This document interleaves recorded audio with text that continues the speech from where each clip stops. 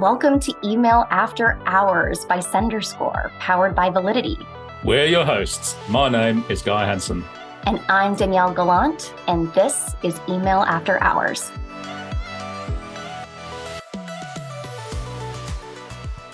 On this episode of Email After Hours, we're talking cookies. And of course, data too. As privacy concerns about third-party cookies permeate the marketing ecosystem, first-party and zero-party data are emerging as the new cornerstones of effective personalization. We'll explore how these changes are reshaping multi-channel strategies, enhancing customer experience, and, of course, driving results for email marketing. That's right. And our guest today is Beate Linz, a leading authority in data-driven marketing and email strategy.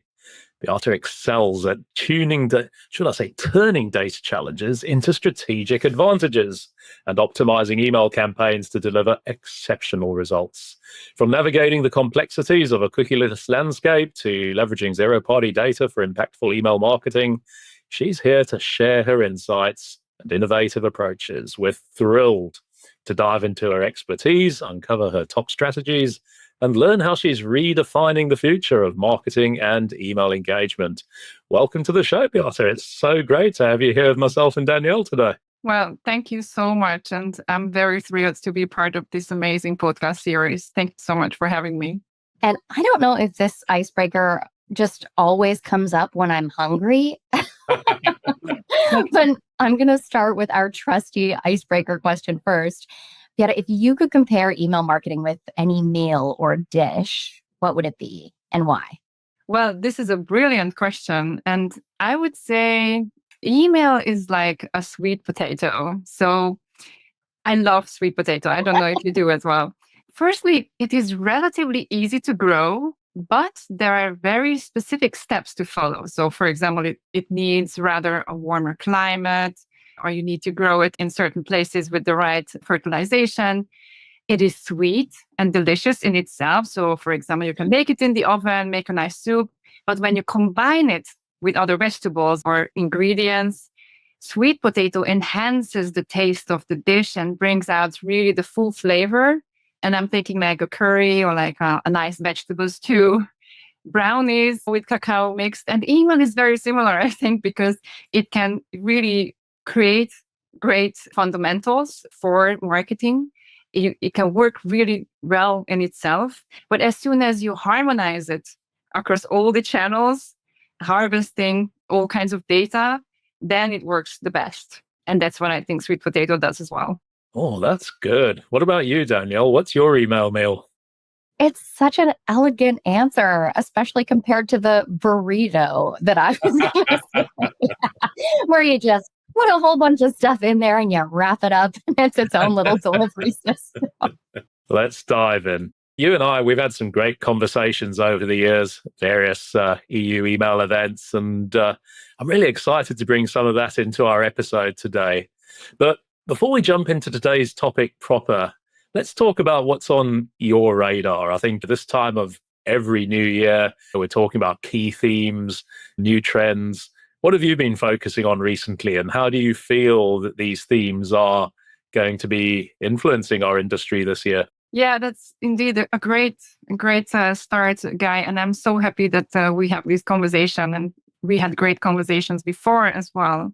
And what really keeps me involved and excited is data, because brands are increasingly in need of good, reliable data. And there are so many ways that they are actually needing it, because it needs to be securely kept. It needs to be kept and collected according to the privacy laws and subscriber expectations. But there needs to be also data that is interconnected and easy to access for good reporting and actionable insights based on what you can get out of the reporting, and then do actions based on those insights with personalized communication. So brands are really much in need of good and reliable data, and also immediate data. The speed of the data is so important, and it's getting more and more important, because you need to be able to do things straight away with that to communicate with your customers and with your users. So I see a lot of brands, and this is what I'm also working on a lot, that brands are reworking their foundations with the reliable data warehouses, implementing different kind of softwares and different systems that really complement their current tech stack or replacing their tech stack, or they are maybe hiring internal, or even if they don't have the option to do that, external data scientists or data teams to help with these shifts. And this is a huge need to be able to comply with what is happening in the privacy landscape, but also at the same time to be able to act on what is needed in the marketing industry. And the rise of the cookieless world is just making it even more interesting. That's a perfect segue. Before we even get in, I think our topic today needs a little bit of an introduction. I'm going to ask you, what the heck are cookies anyway? And why should marketers care about them? Yeah, so great question to set the foundations. So cookies are small text files which are stored on a user's device, and they play a very crucial role in digital marketing because cookies are the ones that allow businesses to show different kinds of ads and relevant ads to potential users or potential customers. They track the interactions, what these users are making on their websites or outside of the websites, their interests, and then they also check effectiveness of their content and so on. So it is really about storing and saving all those interactions and then those effectiveness. And originally, Google, always making the headlines, Google was ready to retire third-party cookies by the end of last year of 2024. But of course, that did not happen. And it's worth noting that cookies are basically treated the same way as tracking pixels in the EU, or very similarly anyway. So their depreciation is still probably on the horizon. But how imminently do you think we'll have to say goodbye to third-party cookies?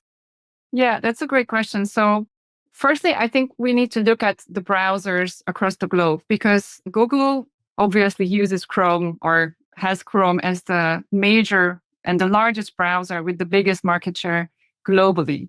But also at the same time, we already know that Firefox and Safari are the two other biggest browsers that are already disabled third-party cookies. So it's a done deal for Firefox and Safari already.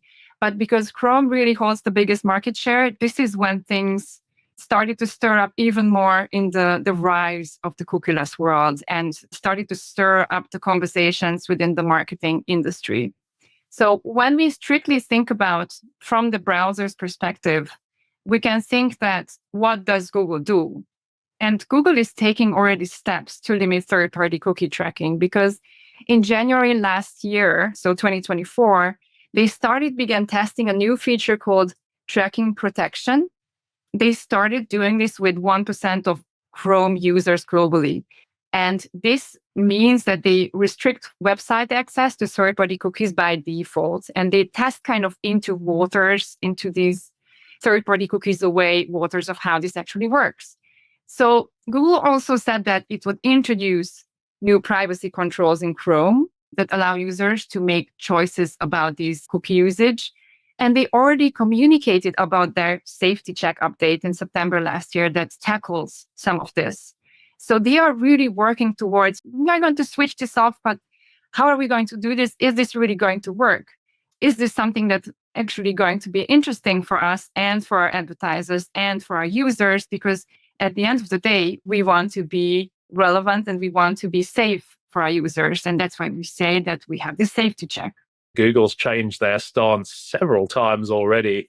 What do you think's driving that uncertainty? Is it that there's almost this balance between privacy on the one side, but also cookies make these companies billions of dollars on the other? And is that what's making it tough to square the circle? Yeah, well, I think in the end, Google looks at their users, as I said. So from privacy perspective, they want to be serving their users the best of the best. But also at the same time, the digital advertising industry has been pushing back like crazy since this news came out about eliminating the third-party cookies in Chrome, since it's already eliminated in Safari and Firefox as well. And it is going to really change the industry. It's going to hurt what they are saying.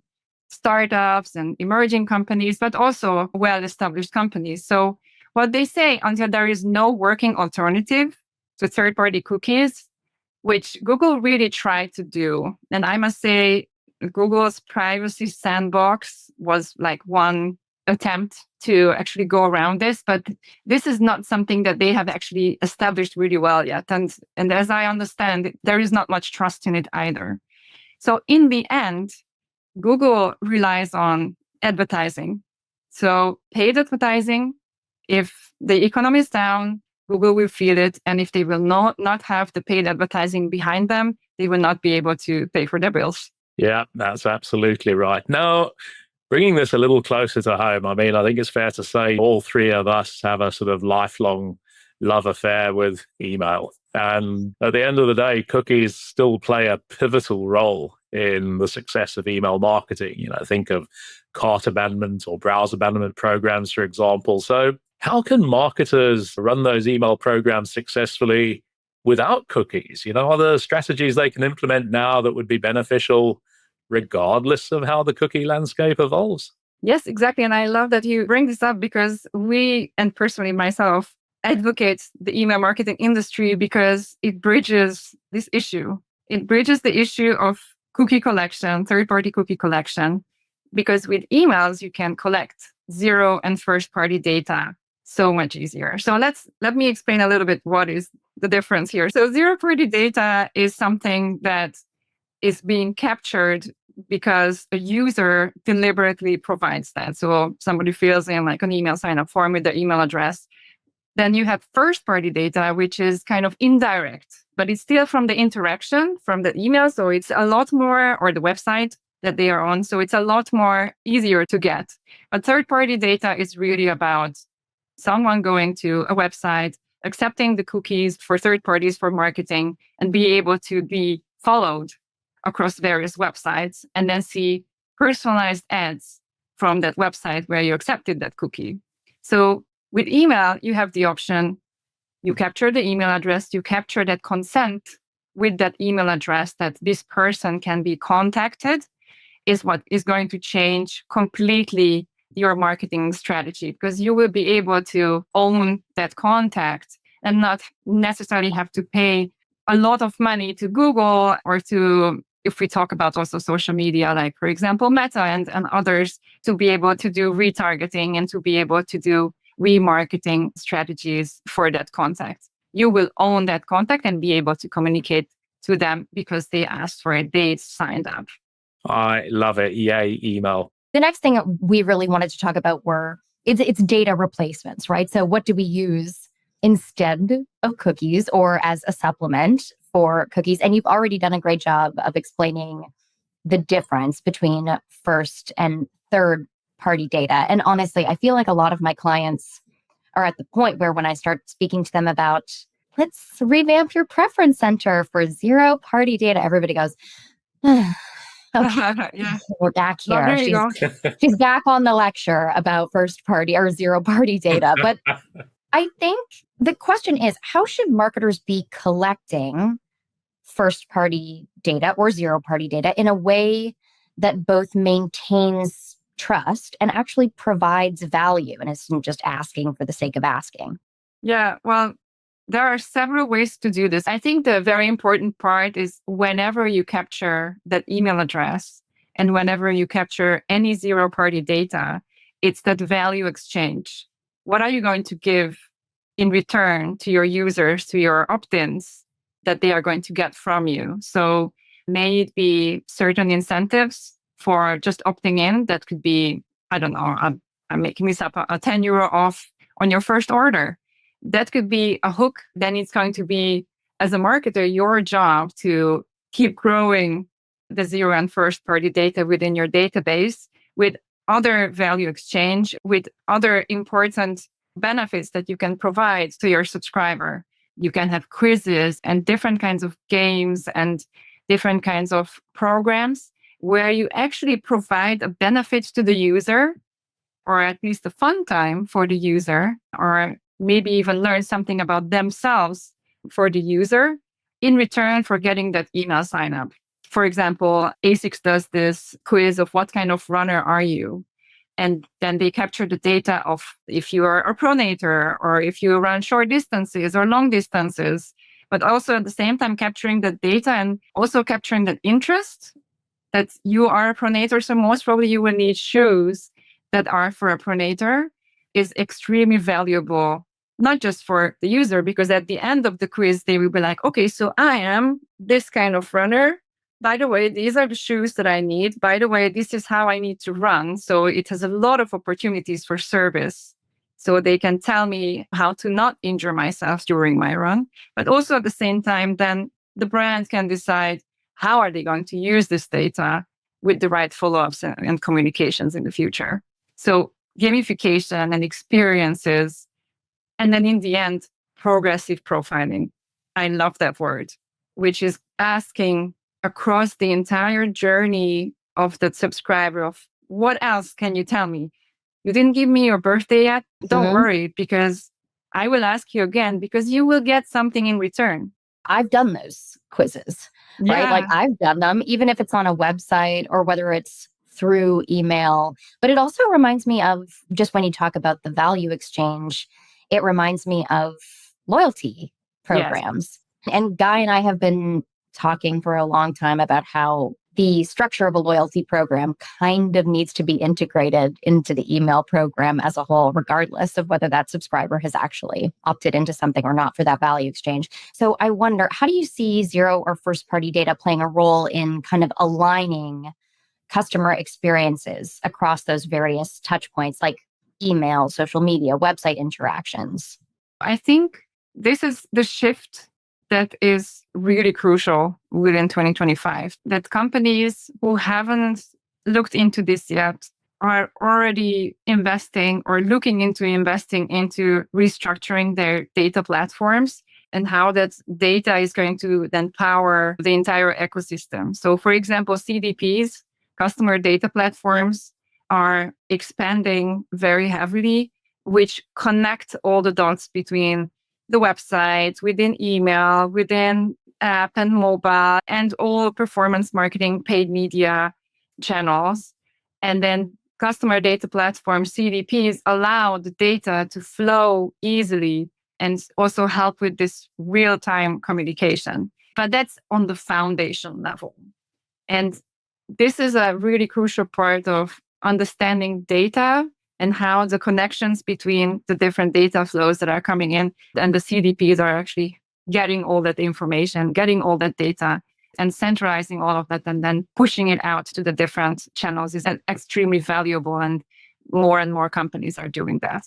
Yeah, it needs to be seamless, consistent, and personalized.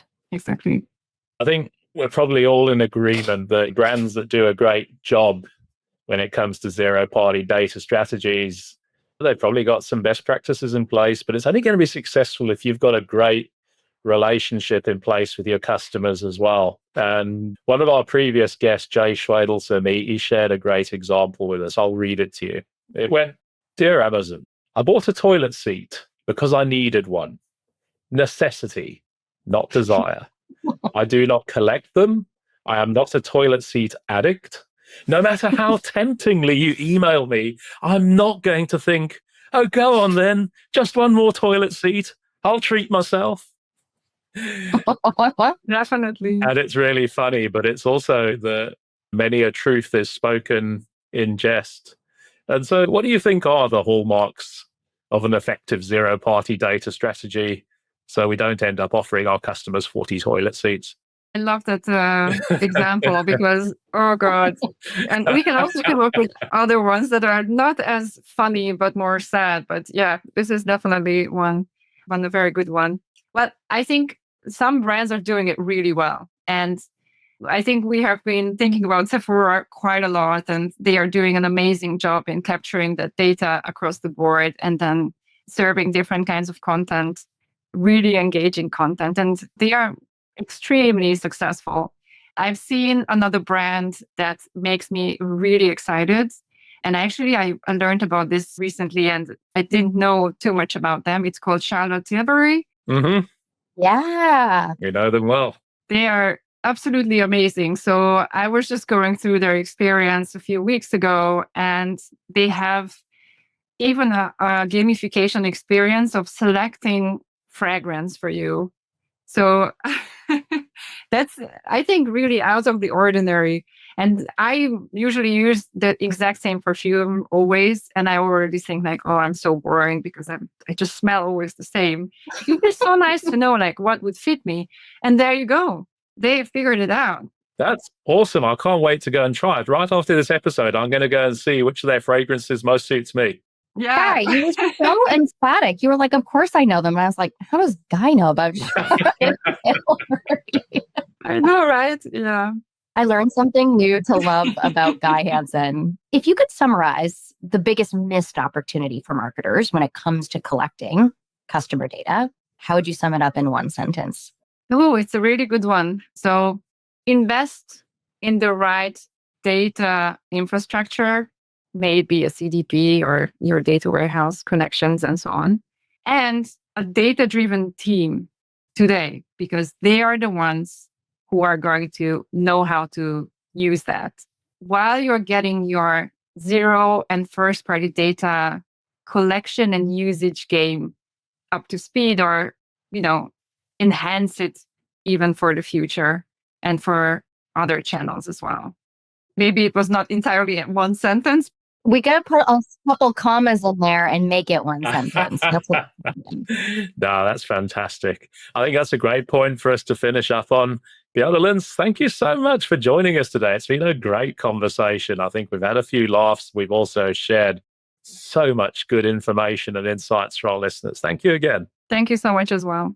And Guy and I are always seeking fellow email nerds and email geeks to join us on future episodes of the podcast. So if anyone is listening and you'd like to come and join us in an upcoming episode, just drop us a comment or ping us on LinkedIn or fill out the guest form that's linked in the show notes. We'd love to get you in the hot seat in the weeks to come. Goodbye. Be sure to tune in next time and hit subscribe so you don't miss any future episodes. And don't forget to visit senderscore.com for loads more great resources to help you become a stronger sender. To all you sleepless senders out there, thank you for joining us after hours and see you next time.